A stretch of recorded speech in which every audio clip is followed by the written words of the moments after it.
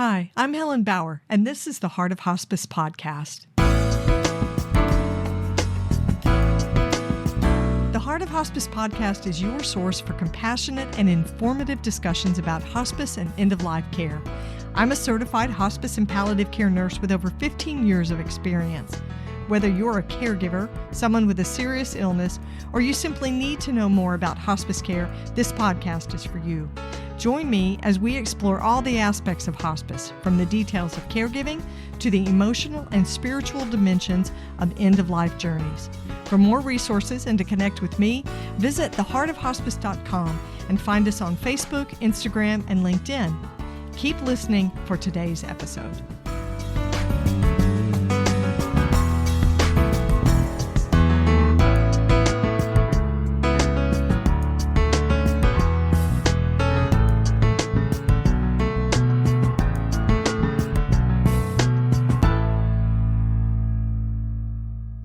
This is the Whole Care Network.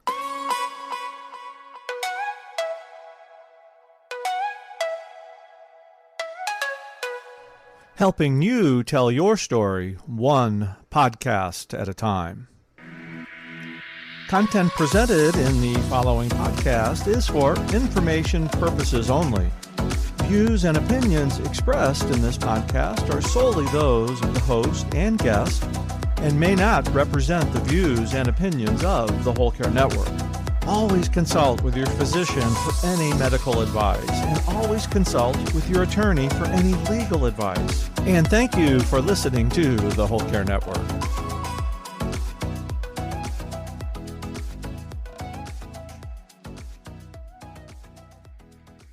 The Heart of Hospice podcast is being sponsored by The Death Deck, featuring the End of Life Deck. The End of Life Deck is used by many healthcare providers as a casual way to help start conversations about end-of-life wishes. It helps people communicate what matters most to them. To learn more about the EOL deck, visit thedeathdeck.com. This episode of the Heart of Hospice podcast is being brought to you by GrandPad. This holiday season, give the gift of connection with GrandPad. GrandPad is the all-in-one tablet designed specifically for seniors. This Christmas, give the gift that keeps on giving, a world where no senior feels lonely or isolated. GrandPad is more than a gift, it's a gateway to cherished family memories. To learn more about GrandPad, visit grandpad.net/THOH. GrandPad, bringing families together. I'm talking with Danielle Franck of Flexmort today about supporting families with an innovative product to allow them to spend more time with a loved one at the time of death. My guest, Danielle Franck, is the business development executive in the U.S. for Flexmort, a company that designs and manufactures flexible mortuary solutions for the storage and cooling of someone who's passed away. Danielle's really focused on enhancing the quality and accessibility of after-death care services so that every family receives the compassionate bereavement support they need. She's also passionate about fostering open discussions around death and loss.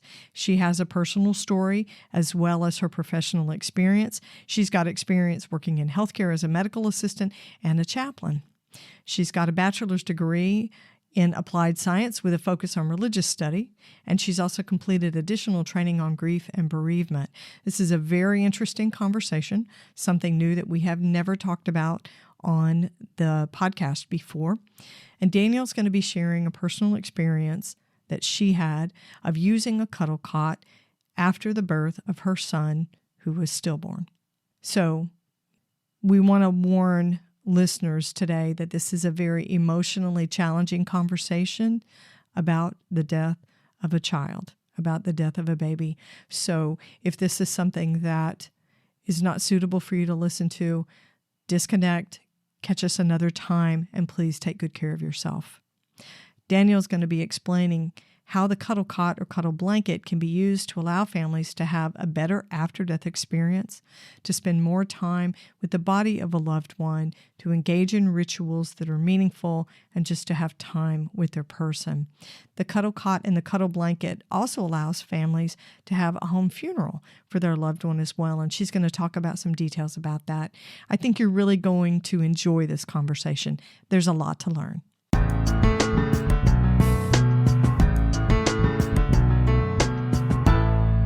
Danielle, welcome to the Heart of Hospice podcast. I'm so glad to have you here with me. Thank you. Thanks for having me, Helen. It's going to be a good conversation. I am completely ready to learn from you. But we're going to start with an icebreaker question that I did not send to you in advance. Okay. It's not like a test question. It's a personal question that you can't get it wrong. So okay. No test anxiety here. If you could only have one color of clothing in your closet, what color would that be? That's an easy one for me. I would say blue. It's my favorite color, and it's probably the color I have the most of. I like that. Yeah. I have had so many guests that have answered that question because it's one of my favorites. And I had one guest that said purple. And you can just envision an all purple wardrobe. Yeah. Wow. Yeah. It hurts That's a little bit. interesting. Yeah. It does. Yeah. It's like bright on your eyeballs. Right. But I like blue. I think that's good. Well, we are going to dive into our conversation today. You've got a story to share. We're going to be talking about a new product that can be utilized at the time of death, some really interesting things, and I'm excited to have you here with me. We do know there's some sensitive topics we're going to be talking about today, and I've already told my listeners that there is some heavy water, some rough water ahead. So I want to tell you in advance, I'm grateful that you're here to share your story and the work that you're doing, because I think it has a lot of meaning, and I hope it does for you. So let's jump in. Introduce me to the Cuddle Cot and the Cuddle Blanket that your company, Flexmort, is making and selling. Yeah. So Flexmort makes cooling mortuary products. The Cuddle Cot is a cooled bassinet that is used for babies that are stillborn or die in infancy. It is used, it cools down the baby's body and it slows down the natural changes that occur. It allows family time to make memories, footprints, handprints, have photographs taken, and then also to have family members from out of town come in and meet baby and support the parents.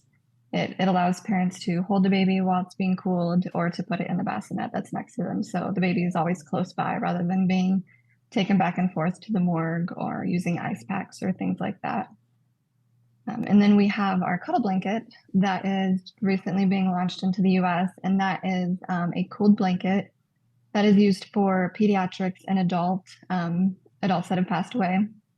The idea is that it also cools the body. It slows down changes after a person passes away. It allows family time to say goodbye. Again, if there's family that's out of town, it gives them the opportunity to come in and say goodbye. And rather than having the funeral home come in and take the person right away, family can say their goodbyes and just kind of grieve, whether they're in a home, whether they're in a hospice. It allows them to have after-death care from the same providers that have been caring for them up until death. So for someone who might be listening that hasn't experienced how we take care of a patient and a family at the time of death, a lot of times that connection is rushed through. Very much so. Many people say, they wish they had more time to say goodbye. Oftentimes when somebody passes away, it seems like the immediate next thing is call the funeral home and have them come get the body. So this just allows more time for them to stay, again, whether they're at home, whether they're in hospice, or, if it's a pediatric hospital, they can stay in that setting and just give themselves the time to kind of process what happened, whether they want to wash. I had a lady who said she really wishes that she would have had time to wash her dad's hair. And so in this situation, it would have allowed her that time to take care of him, kind of like one last ritual before they're taken away. Right. Something very personal. And we're going to talk more about that. It's really an interesting component to add into hospice and death care. So we're going to dive deeper into that in a little bit. But you have a very personal story with the Cuddle Cot. And I'm going to invite you to share that story today with me and my listeners. Yeah, I enjoy sharing my story. I know how important it is to help people understand that they're not alone. My fourth son was stillborn in 2016. My water broke early, and then I ended up having cord prolapse. So I delivered him, and he had passed before I delivered him. So the hospital I was at had a Cuddle Cot, and we were able to use that. We were able to keep him for 12 hours. Our deacon came in and did a blessing. Our family got to come in and say goodbye to him. We got to have pictures taken of him, and it gave us just a little more time to process what had happened and then time to say goodbye before the funeral home came and got him the next morning. So, Danielle, I want to ask you, what was your son's name? His name was Tanner. Tanner. So I want to ask just a few very gentle questions, and you choose what you're comfortable with. So this was your third or fourth child? My fourth child, my fourth son. Yeah. Your fourth. So you have three boys. Well, I have four boys because then I had one after him. So gotcha. 5 boys if you count him. Gotcha. So were your kids able to, and did you feel comfortable bringing them in after the birth? Because that is one of the ways a Cuddle Cot and a Cuddle Blanket could be used.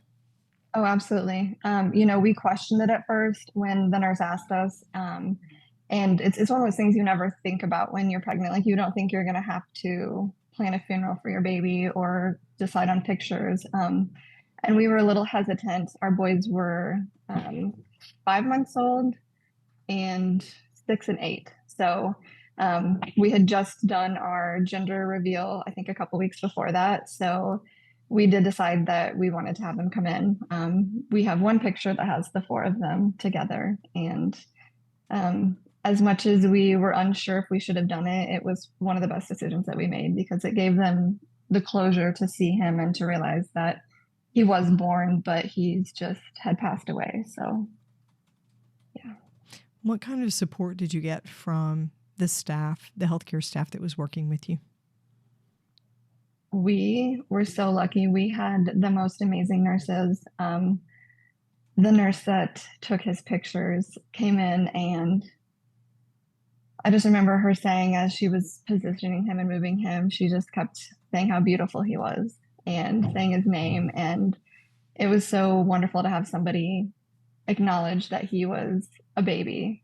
It's different than when you have a live baby. She was treating him just like he was a baby that was healthy, that was alive. She would move him ever so gently. She just kept, he's so beautiful. Look at how beautiful he is. And one of the other nurses that we had, the same thing.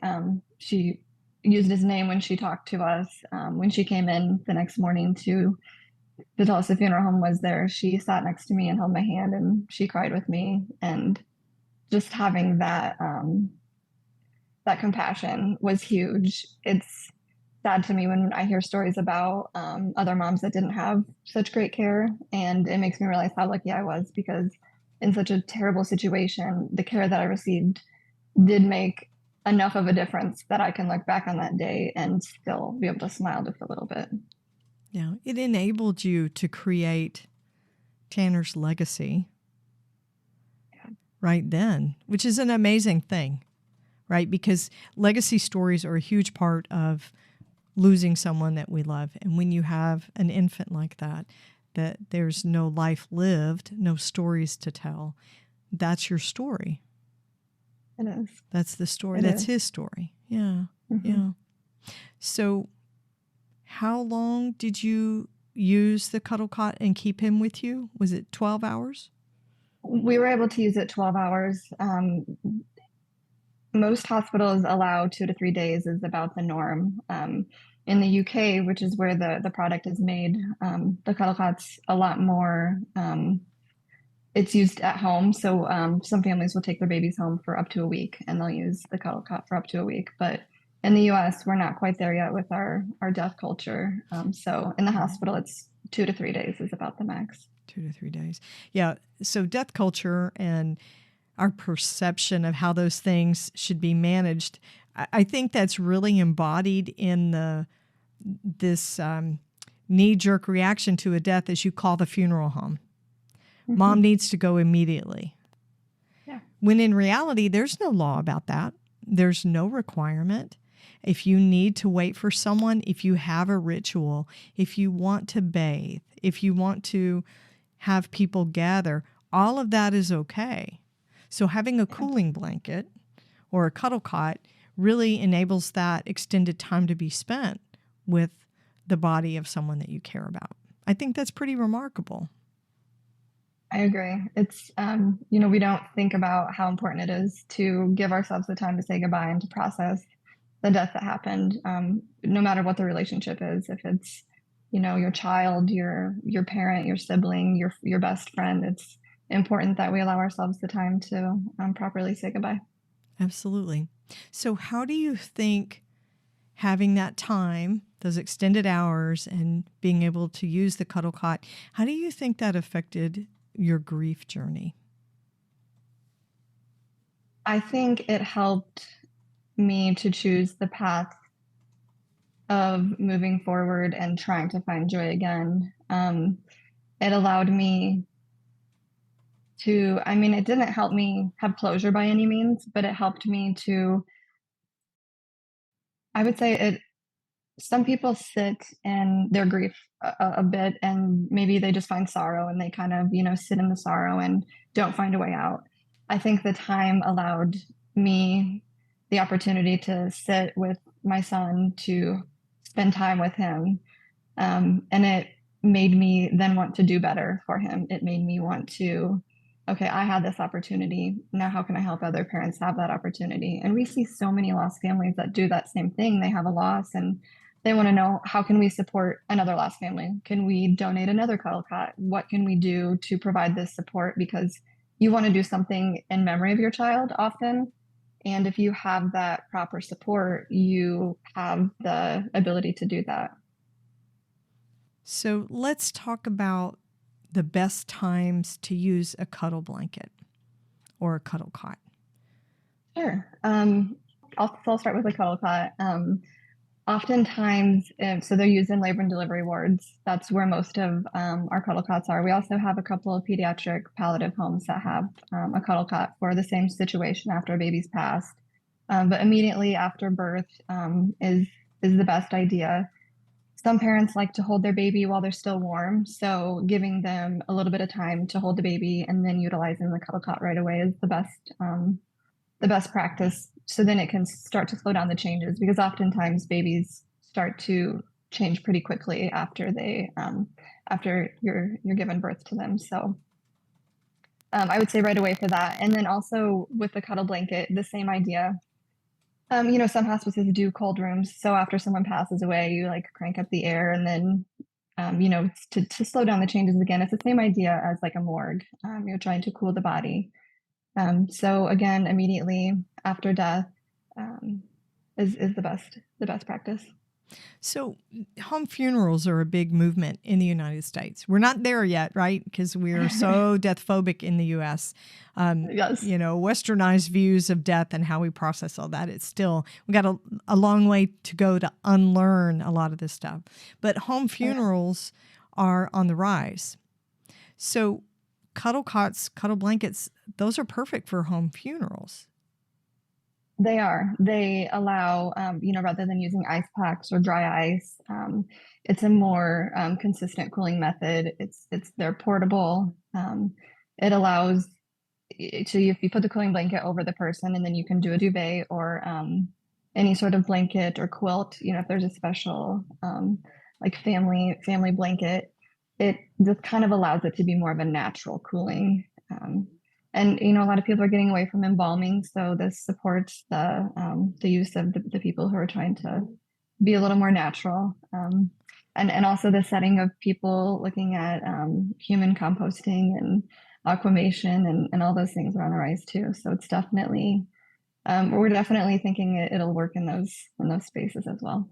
Yeah, it's perfectly suited for things like that.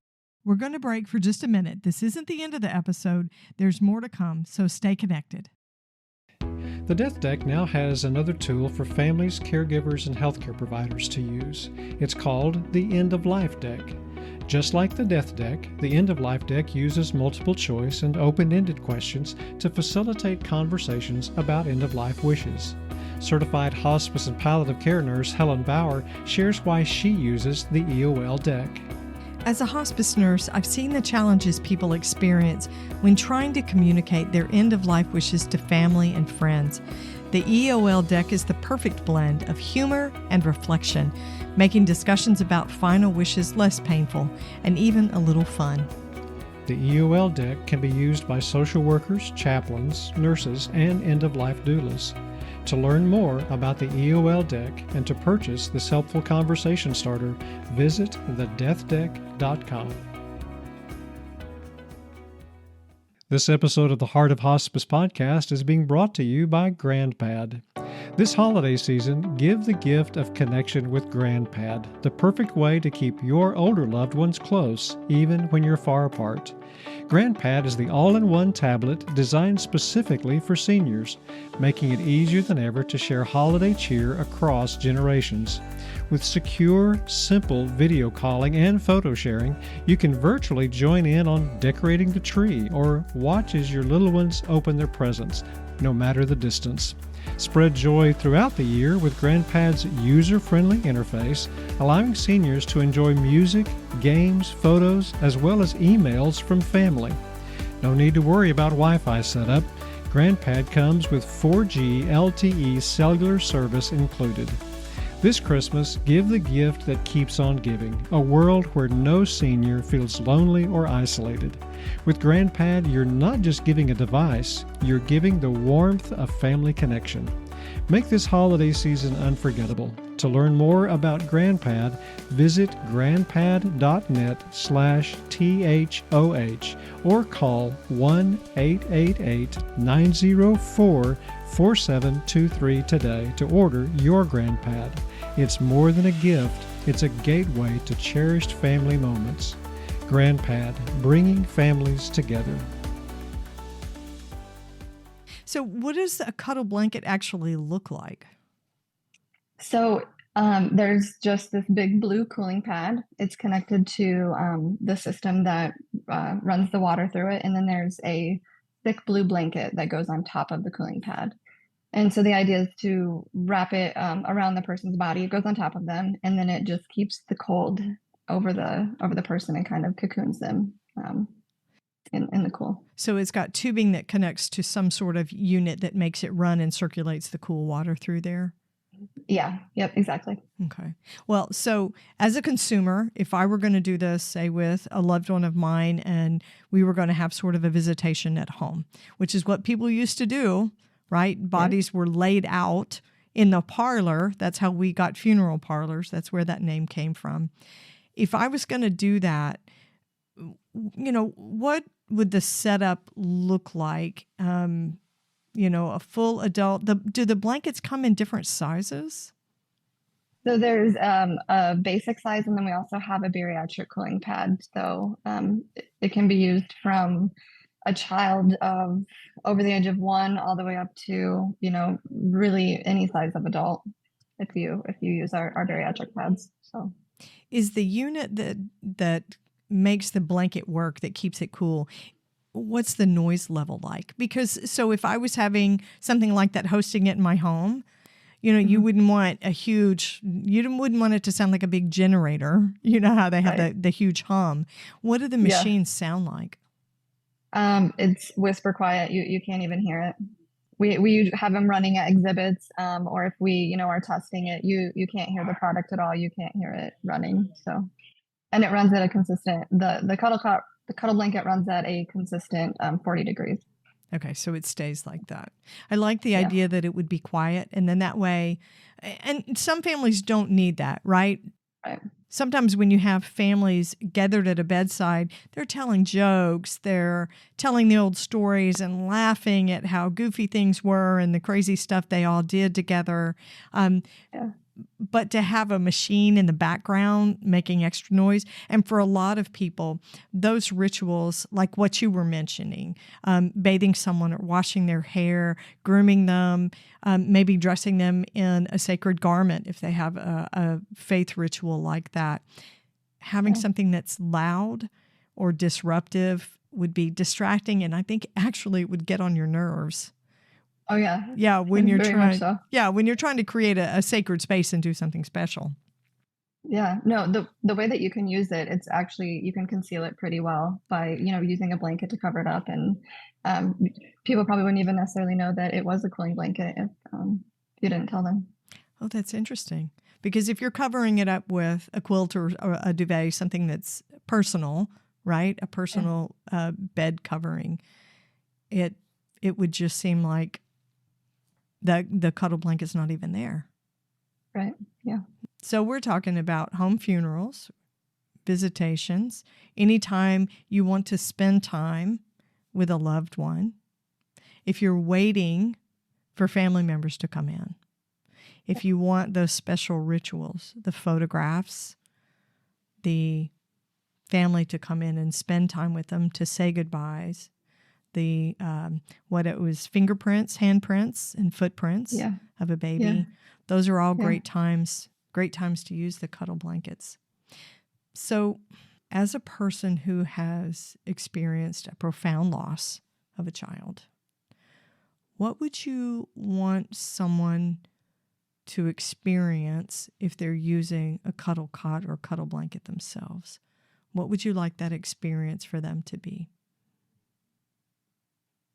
I think having the opportunity to have as much time as possible. The gift of time is, what we like to say our products allow. It's not being rushed to say goodbye or feeling like, you have to hurry up and make arrangements. It's just allowing you time to sit in your grief, to process what happened, to get the support that you need. If you have friends and family that can come in, I really think the time is so incredibly important.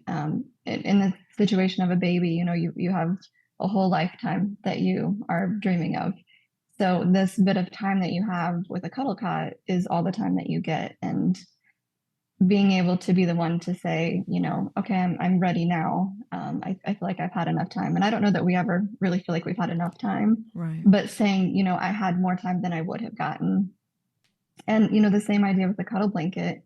For pediatrics, I've heard from a mom in the UK that was able to use one in the pediatric hospice, and she just was able to sit with her son in his bed and just hold his hand. And again, it just allowed her this time to say goodbye, that she didn't feel rushed. She didn't feel like someone was waiting on her to hurry up, like she was doing something unusual by spending this time with her son after he had passed away. I think that's a bad habit, at least here in the U.S., of hospice folks when there's been a death. I hate to say it. I am a hospice nurse, and I hope that I've never done that to a family. But when you have a busy day and one of your patient dies and you go to do that death event, there should never be any rushing. They should never feel like you're pushing them to get this, to keep this process moving. It should be all about the family.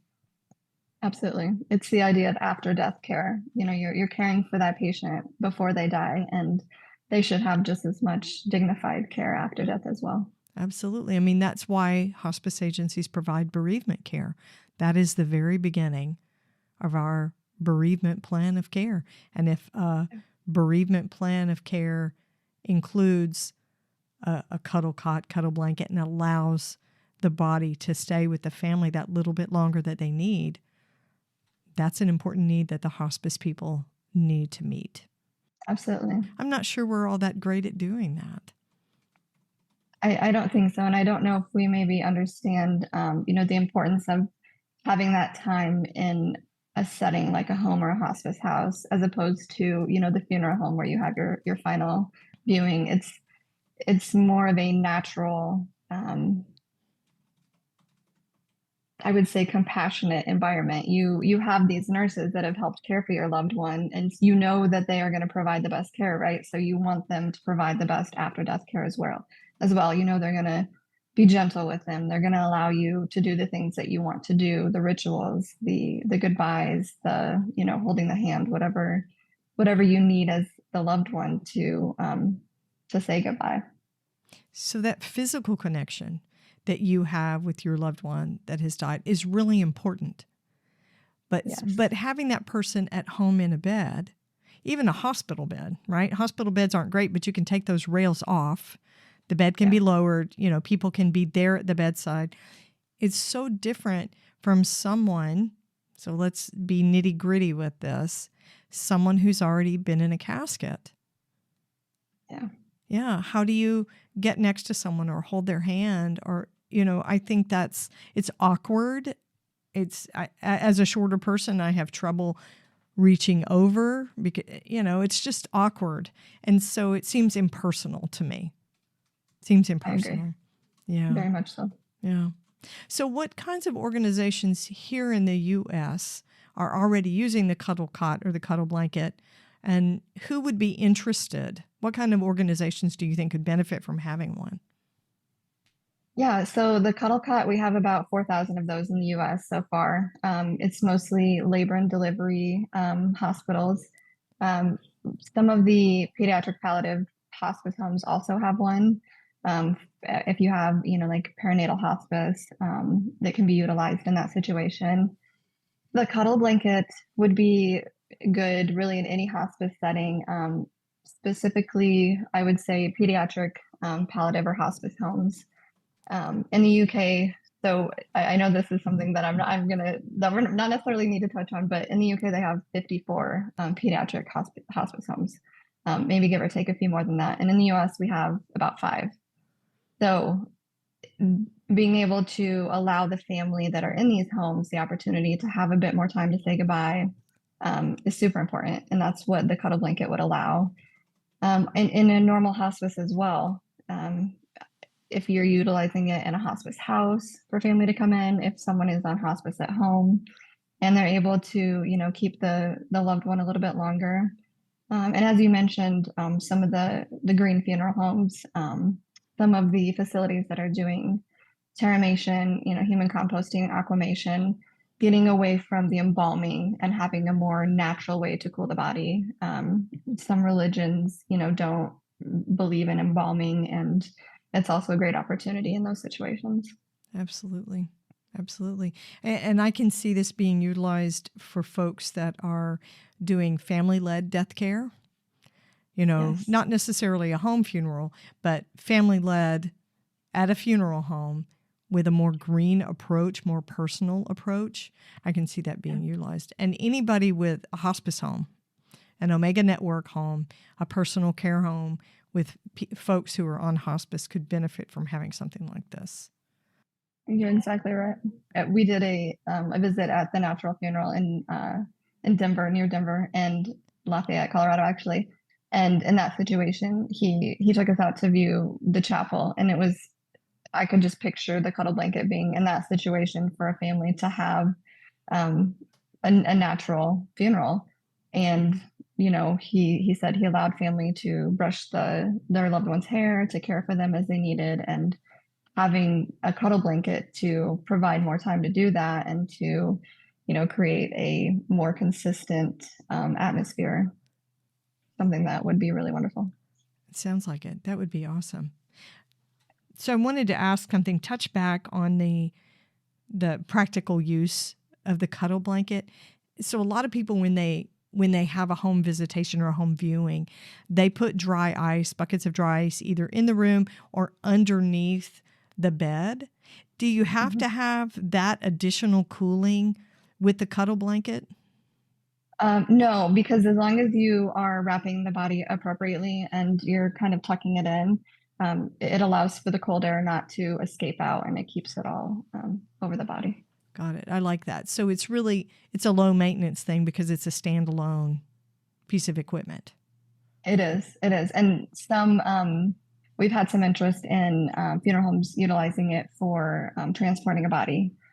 It can be hooked up into a car as well, depending on, there's technical things that have to happen, but right. For transporting rather than using ice to transport a body from one place to another, it can also be used in that situation.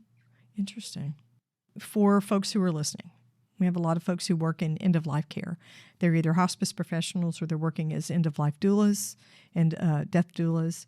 How can they find you guys, learn more about how to use it, and maybe purchase one for themselves or their organizations to utilize in their own practices? Yeah, absolutely. So as I mentioned, Flexmort is based out of the UK, but we have myself and then Lindsay, we are both in the US. We have a service team in the US as well. We are keeping stock of the Cuddle Cot and eventually the Cuddle Blanket in Pennsylvania in a warehouse. So if someone's interested, they can get on our website, flexmort.com. They can email our team from there, or I'm more than happy for anyone to reach out to me. I don't know if you want to put my email address in, or we're on social media. We're on LinkedIn, Instagram, Facebook. We are always happy to provide a Zoom call or virtual training. What we're going to do in the near future is to provide scheduled training online, so we can have almost like Cuddle Cot super users in the hospitals.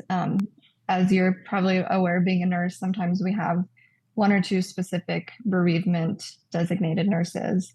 And those are the ones that know about the bereavement tools, like especially the Cuddle Cot. So we're hoping that more nurses can become comfortable with it. So whoever is on shift, whoever has to care for that patient can be comfortable using the Cuddle Cot and comfortable offering it to them. So if someone were to have a death in a home and want to get a Cuddle Cot after the patient's already died, is that a possibility to ship it that quickly? Or is this something that you would want to find an organization that has one in your area? I would say find one in your area. As you mentioned, death doulas are huge advocates for after-death care and transitioning. So if there's, death doulas that are interested in purchasing both a Cuddle Cot or a Cuddle Blanket to use, it would be something you can offer to the family to allow them more time. As far as like renting them, we don't really have any organizations that are doing that right now. And because of it being designated to a hospital, not too many are willing to loan them out. But if you knew ahead of time, if there was an organization, that was willing to do that, it would be a possibility. So are they reusable? I guess I should have asked that earlier. Yeah, they're reusable. Yep. As long as, so we have sterilizing tablets that go inside of them just in case, it happens to maybe not get drained all the way between uses. The Cuddle Blanket doesn't have to be drained after each use, but the Cuddle Cot does, just to allow it to get cleaned out and drained. Got it. So Danielle, as we come to the end of our conversation, I want to ask you to share again something personal and something meaningful. Your time, the extra time that you were given with your baby. What would you say was the most meaningful aspect of that for you? Looking back, I would say, honestly, having my boys be able to come in and say goodbye, having the one picture that I have of all of them is something that I cherish and something that I think really shows like he was here, he was part of our family. So I would say that time that it allowed my boys to come in to say goodbye. And to me, the rest of our family as well, but mostly his brothers. Yeah, for them to be together. I love the way you're creating meaning.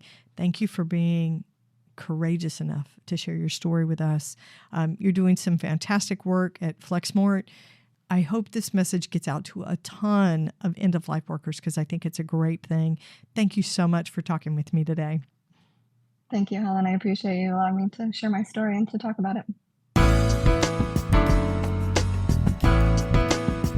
Thanks for listening to the Heart of Hospice podcast. Check out our sponsor in the show notes and please leave a rating and review on Apple Podcasts. We would appreciate it if you would share this episode with your friends and family and anyone who needs to know more about hospice. Connect with us on Facebook, Instagram, and LinkedIn. And remember, no matter who you are or where you are in your hospice journey, you are the heart of hospice.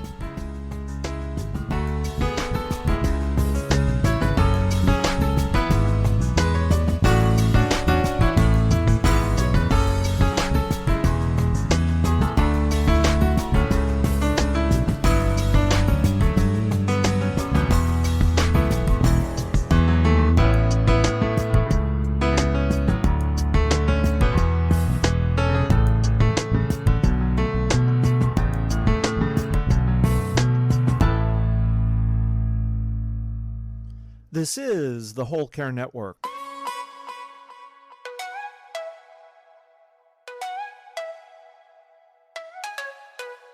Helping you tell your story one podcast at a time.